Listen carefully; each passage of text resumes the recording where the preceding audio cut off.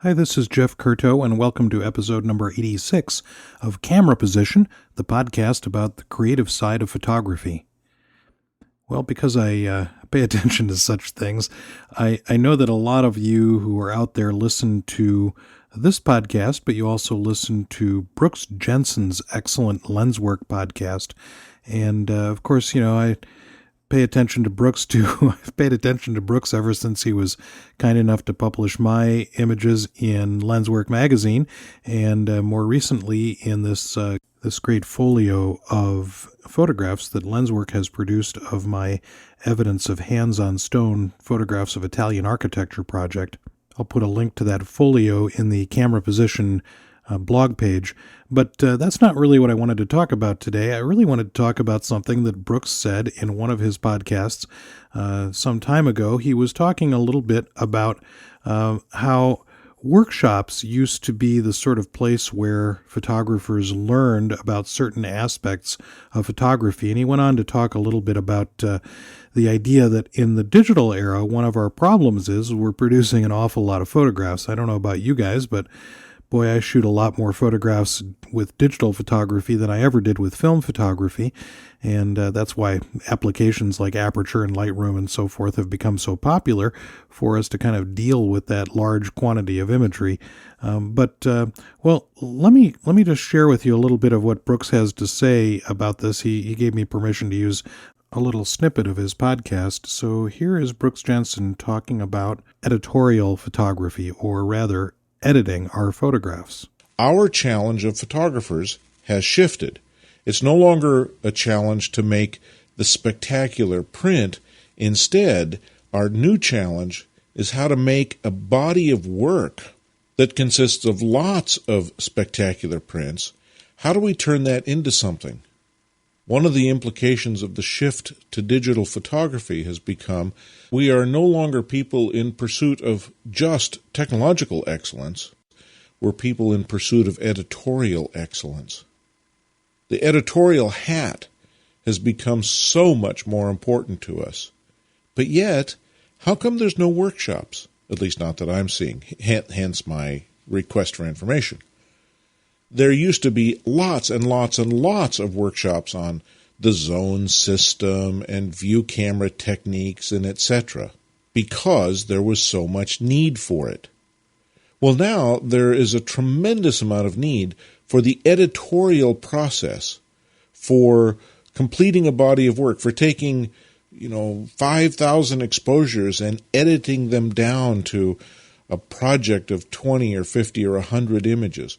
Where are the workshops, the educators, the experienced people who are teaching that process of finishing, of editing, of handling that kind of volume of work that's completely different than the mere process of making technologically nice-looking images? Where are all the editorial workshops? So I heard that, as many of you listen to Camera Position and other podcasts, I listen to Brooks Jensen's Lenswork podcast. And if you're not listening to Brooks Jensen's Lenswork podcast, I think you should. He's quite insightful, and I've always admired his writing, and I'm really glad that he's doing these podcasts. And boy, he does a lot of them. I'm not sure where he finds the time to do all of them, but by golly, he does a lot of podcasts, and they're all quite good. As soon as I heard this, as I was driving along in my car, I wanted to pull over right then, call him up and say, it's me. Certainly one of the things that I try to accomplish in the workshops that I do, and certainly in the classes that I've been teaching for 26 years now at College of DuPage outside of Chicago, is the idea of editing, the idea of whittling down a larger body of work to something that is meaningful. And certainly that has a lot to do with the kind of workshops that I've structured for these Italian workshops that I've been doing this last couple of years. And I would certainly invite you to check out the idea of editing down your work. I mean, the workshops that I'll be running in Italy this summer, June 1 through 5, will be talking about your story of Rome. We'll be in Rome, Italy, and right in the center of Rome, and we'll be talking about the idea of how to take this city that tens of thousands of people a week photograph, that people have been photographing for 171 years since photography was invented.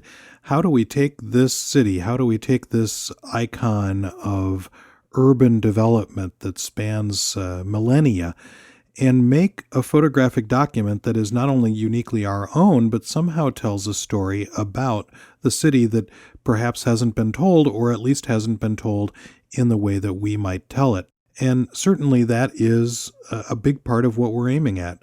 Not only strategies for how to make photographs that are stylistically our own, but also how to make photographs that hang together as a group of images, and that group of images then tells a story that is unique to ourselves. And from Rome, we'll go right on to Tuscany, and we have this wonderful accommodation right in the heart of one of my very favorite cities. In fact, really probably my very favorite city in Tuscany, Pienza. And we have this wonderful accommodation lined up there. With the title of the workshop is In Search of the Personal, Photographing Southern Tuscany. And again, the objective is to see how we can express ourselves and get beyond the sort of standard images that are made in locations like Tuscany, and see if we can figure out a way to make photographs that are not only uniquely our own, but also that tell a story about this place, that explain something about the way the place feels, the way it looks.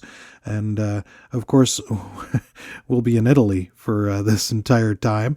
So we'll be eating well and drinking some great Italian wine, and if last year's workshop is any indication, there will be great camaraderie with other photographers. And if you haven't spent a lot of time around other photographers, photographing with them, talking about photographs with them, not only with the influence of an instructor there to help you and guide you and through your journey of making photographs, but also looking at the way in which other photographers look and see, and how you can differentiate what you do as being different from what they do, bouncing ideas off of one another. So that intimate experience of being able to hang out with a bunch of like-minded people for a period of time and immerse yourself in photography. And that's really what these workshops are about, and not only immersing yourself in photography, but immersing yourself in this culture that I really love, and I've been so excited about